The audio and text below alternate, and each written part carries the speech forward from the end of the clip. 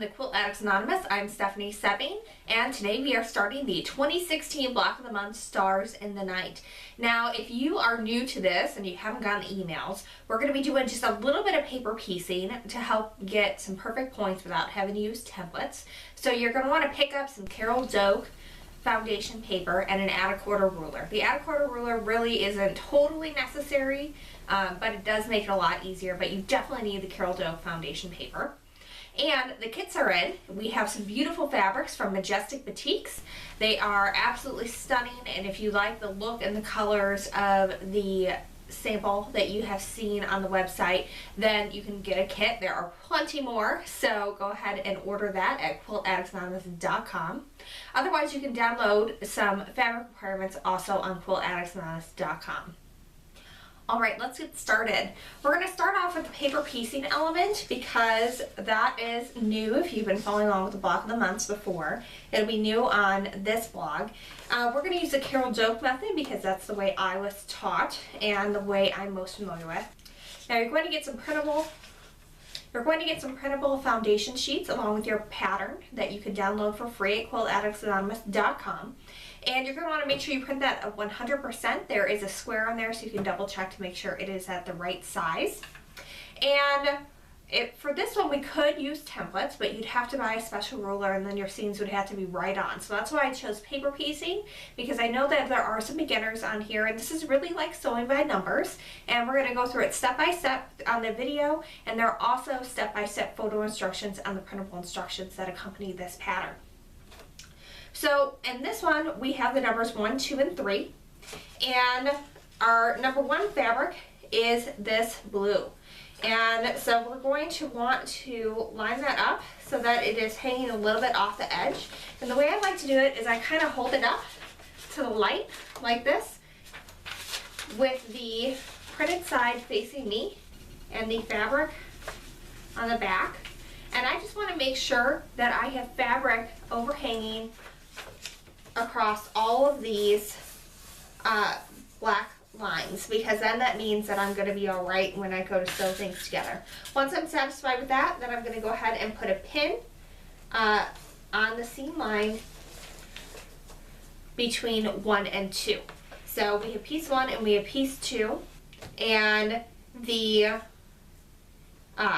pin is going to go parallel to that. You do not want to cross the seam with that pin. Alright, now putting your first and second piece on your foundation is usually the trickiest part, but once you get the hang of it, it's not so bad, and then after this it gets pretty easy. So what we want to do is we want to take our number 2 piece, which is this green and blue, and we want to arrange it so that when it is flipped over, it's going to, and pressed open, it's going to cover all the way to the edge of our point here. And to do that, we need to know where our seam line is. And that's kind of hard to tell right now because we have this big square on the back. So what you can do is you can take a pencil and you can lift up and you'll be able to see that line. And you can extend with a pencil line a nice straight line from that.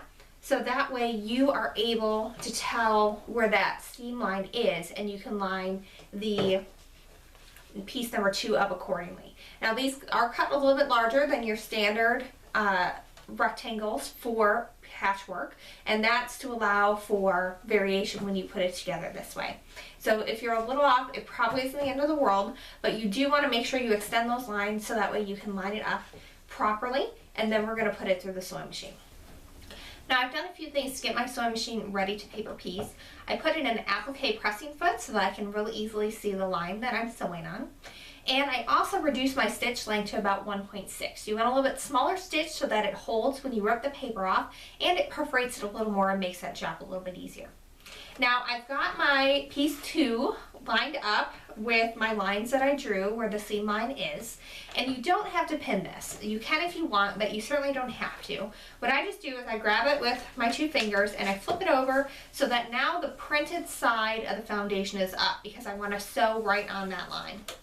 Now I'm going to start sewing about 3/8 of an inch away from the line, and then I'm going to sew up to the line and sew all the way on the line, and then pass it again about 3/8 of an inch. So you guys can see what that looks like.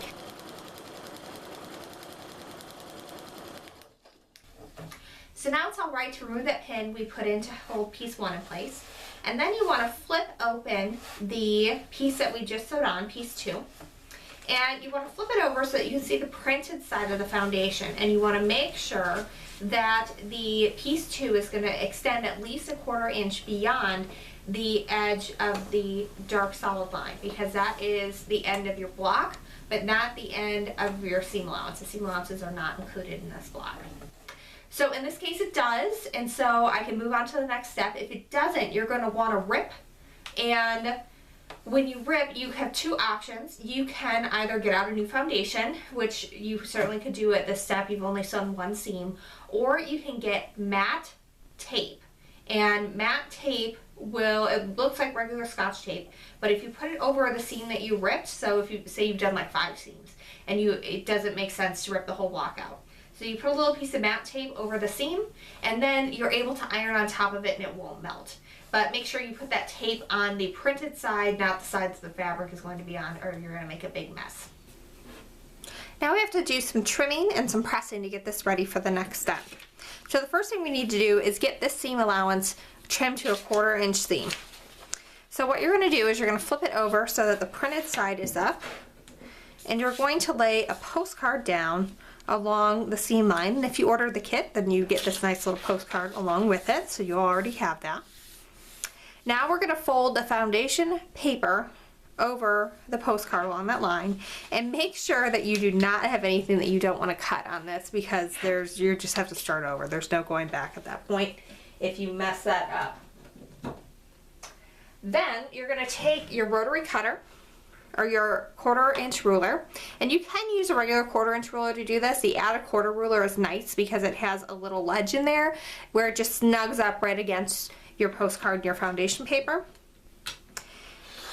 And then you want to cut off the excess and leave it to the side. And there is some waste when you do paper piecing, but you get really, really accurate points, and in my opinion it's absolutely worth it. So now, just like any quilt block, we have to press this.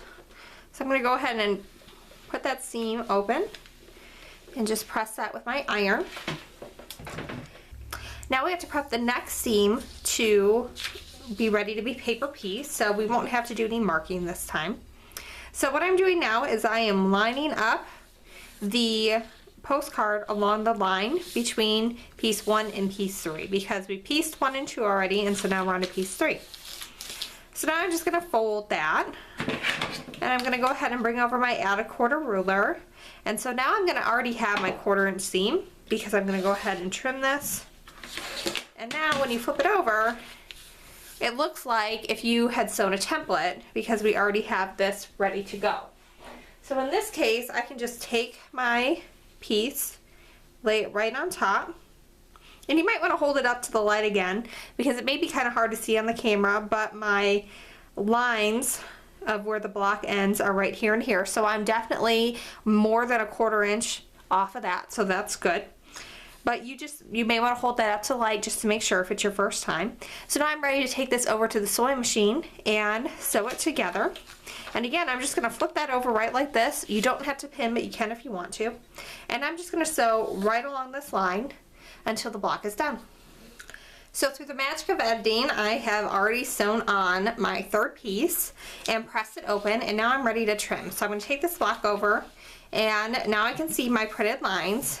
And this is the edge of your block. This does not include your seam line. So what you want to do is you want to arrange it so that the 1/4 inch mark of your ruler is lined up on that solid black line, because this should measure 6.5 inches square when you cut it. So once I have everything nice and lined up, then I am all right to cut. And you really just cut it like a regular block. You just cut up the sides. And then I like to move my entire mat, so that way I'm not moving my ruler at all.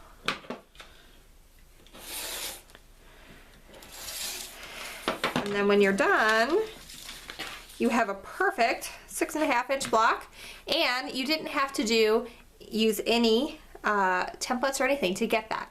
So we're making 4 of these per block, 16 total, so go ahead and do that, and then we're going to come back for the next step. All right, we're going to go ahead and move on to the center block of the January block of the month. Go ahead and refer to your free printable instructions so you know which fabrics to use with this. And what you're going to do is you're going to go ahead and just lay the smaller square on one corner. And you really can only do one corner at a time because you have to press and trim in between each one of those. And I'm just going to go ahead and lay my ruler down once that's already in place and just draw a line from point to point so that I have a guide when I'm sewing. Now for this block, we're going to sew right on top of that line.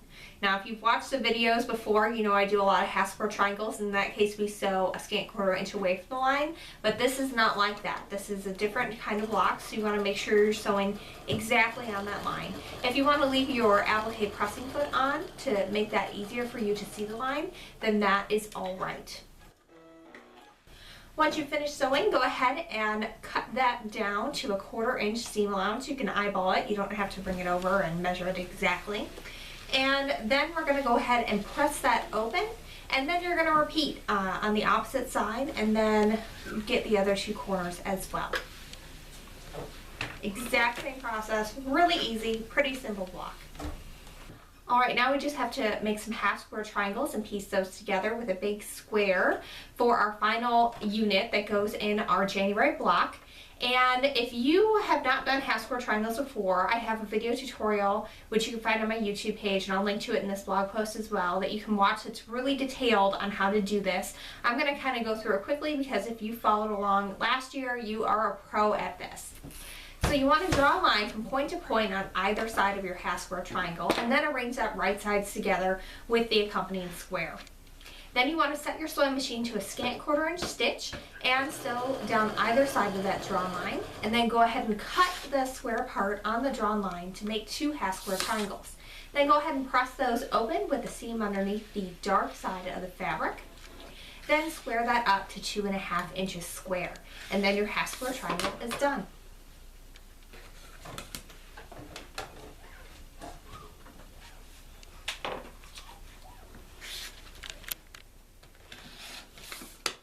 So once you have all your triangles trimmed, you're going to want to put them together in rows. First you're going to sew the 2 bottom together and then these 3 into a vertical row. When you're pressing these, you're going to want to make sure that you press so that the seam allowance is underneath the dark side of the fabric so you don't get a shadow when everything's done. That's that little 2 guy, and then I have a 3 as well that I'm going to press open, and then we're going to come back and put the entire block together. So we just have 2 seams left. The first thing we're going to do is we're just going to go ahead and flip that up so that way we can sew this together. And you can pin this if you want, you don't have to. So now if we press this so that the seam is underneath the big 4.5 inch block, then our seams are going to butt really nicely when we flip this together, and those seams are just going to sit right nicely in place. So you can pin if you want, but again, you don't have to if you're an experienced sewer. So I've already pressed this open and we have our final corner block done. You need 4 of these per block, 16 total for the quilt. So go ahead and make all those and then come back and we're going to put the entire block together. So normally I would show you the different units of the block laid out on the desk, but this one is so large at 18 inches finished that it actually won't all fit on my camera. So I'm going to use some graphics to show you the block layout, but you also can see the correct block layout in the free printable instructions on Quilt Addicts Anonymous to go along with this month's pattern. And you want to sew those all together in rows and then sew the rows together to make the block.